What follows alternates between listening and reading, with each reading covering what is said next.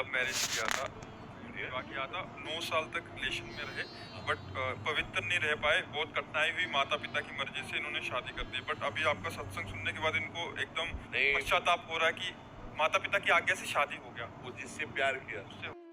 राधे राधे सभी को। जब एक प्रश्नकर्ता महाराज जी से प्रश्न करता है, महाराज जी मैं अपने रिलेशन में 9 साल तक रहा, 9 साल तक अपने रिलेशन में रहने के बाद मैंने ब्रह्मचर्य को फॉलो नहीं किया।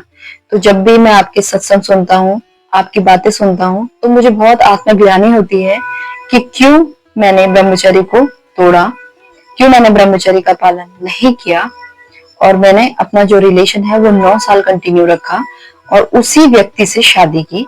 ये प्रश्नकर्ता एक पुरुष का है जो एक महिला के बारे में बताते हैं कि मैंने उसी स्त्री से शादी की है, उसी से अपना रिलेशन कंटिन्यू रखा है, लेकिन मुझे बहुत खेद है कि मैंने ब्रह्मचर्य का पालन उन 9 सालों में नहीं किया।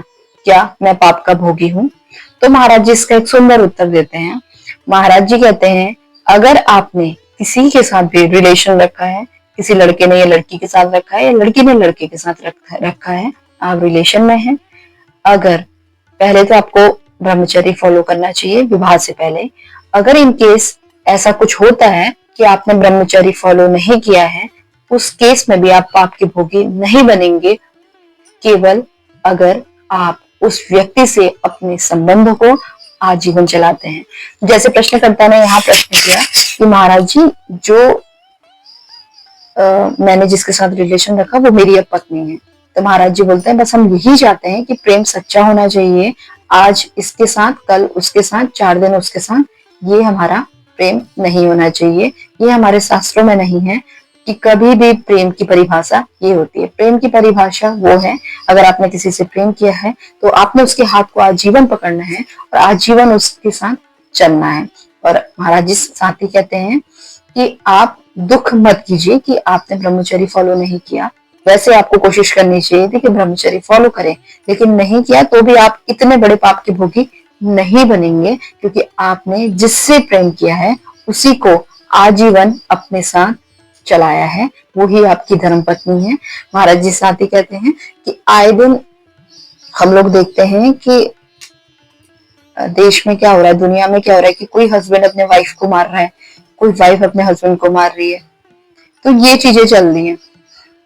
महाराज जी बस बोलते हैं कि हमारे शास्त्र कभी इस चीज की गवाही नहीं देते कि इस तरीके के कोई कर्म करने हैं। अगर आपको किसी से प्रेम है तो आप अपने रिश्ते को कंटिन्यू निभाइए, आगे चलाइए, और साथ ही जो व्यक्ति प्रश्न करता है उसको भी सांत्वना देते हैं, उसको भी बोलते हैं कि आपको भी परेशान होने की जरूरत नहीं है, आपने अपने प्रेम को निभाया है, आपने ब्रह्मचर्य तोड़ा 9 साल, उस 9 साल रिलेशन के बीच में विवाह से पहले, तो कोई बात नहीं, लेकिन आपने अपना फर्ज, अपना धर्म, अपना कर्तव्य शास्त्रों के अनुसार निभाया है, एक ही को चुना है और उसी के साथ आगे बढ़े हैं। दोस्तों, अगर आपको मेरी वीडियो पसंद आए तो मेरे चैनल को लाइक, शेयर और सब्सक्राइब करना मत भूलिए। साथ ही बेल आइकन जरूर प्रेस कीजिए। ऐसे ही रोचक वीडियो के लिए मैं आपके सामने ऐसी ही वीडियो लेके आऊंगी। महाराज जी से जुड़े प्रश्न और उनके उत्तर मैं आपको शॉर्ट में बताऊंगी। धन्यवाद। जय श्री राधे।